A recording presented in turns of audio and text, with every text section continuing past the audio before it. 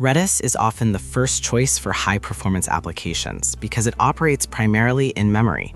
This architectural decision allows for sub-millisecond latency, but it introduces a significant challenge: volatility.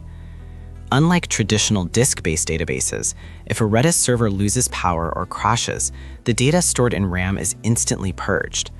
To solve this, Redis provides two distinct persistence mechanisms designed to safeguard your data against system failures: RDB and AOF.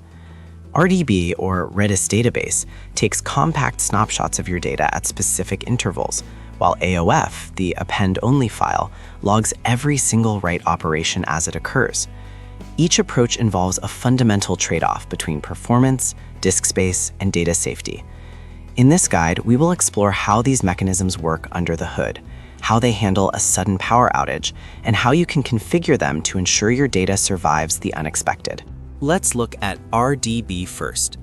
RDB stands for Redis Database Backup. Think of it as a point-in-time snapshot.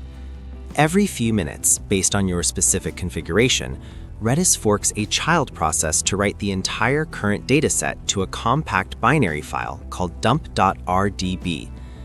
Because this file is a direct compressed representation of the data in memory, it is incredibly efficient for two things: backups and fast restarts.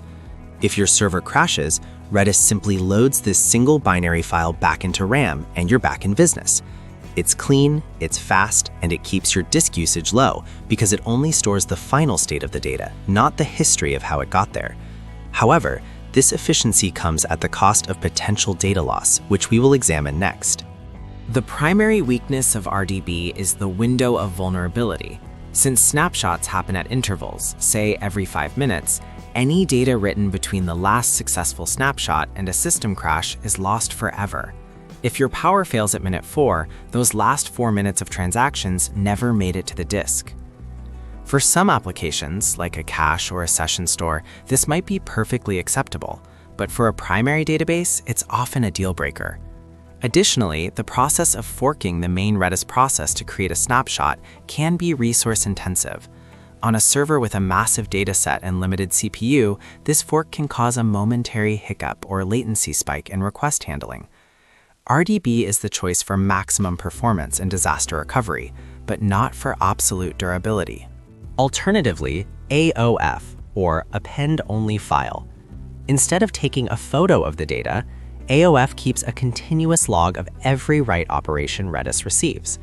If you set key A to 1, then increment key B, and then delete key C, every one of those commands is recorded in the order they occurred. These are stored in a human-readable format that exactly matches the Redis protocol. When the server restarts, Redis simply replays the entire log from start to finish to reconstruct the state.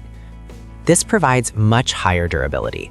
You can configure AOF to sync to disk every single second, or even after every single command. With AOF, your window of potential data loss shrinks from minutes down to a single second, making it the preferred choice for mission-critical data. However, durability has its own set of challenges. Because AOF records every single operation, the log file can become massive over time.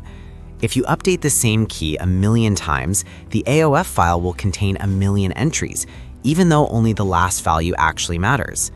Replaying a massive log during a restart can take a very long time, leading to slow recovery speeds. To solve this, Redis uses a process called AOF rewrite.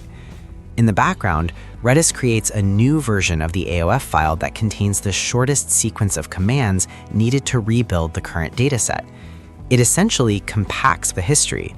For example, those 1,000,000 increments would be replaced by a single set command with the final value. This keeps the file size manageable while maintaining the granular durability that makes AOF so valuable. Starting with Redis 4.0, a new hybrid persistence mode was introduced to offer the best of both worlds. When this is enabled, the AOF rewrite process doesn't just write commands. It starts by writing the current state as an RDB snapshot at the beginning of the AOF file. Then it appends any new write commands that occurred during the rewrite process as standard AOF logs. This results in a file that is mostly a fast-loading binary snapshot, but with a small tail of incremental logs for perfect durability.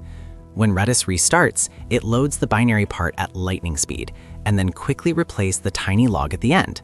This clever engineering effectively eliminates the trade-off between restart speed and data safety, making it the recommended default for most modern production environments.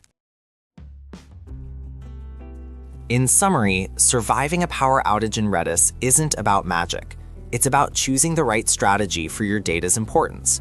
Use RDB if you want maximum performance and can tolerate a few minutes of data loss. Use AOF if every single transaction is vital. Or better yet, use the hybrid approach to get the speed of snapshots with the reliability of a log. Regardless of which you choose, remember that persistence is not a substitute for a proper backup strategy. Always store your RDB, AOF files on a different physical disk or in cloud storage to protect against hardware failure. By understanding these mechanics, you can build systems that are not only fast, but also incredibly resilient. Thanks for watching, and I'll see you in the next deep dive.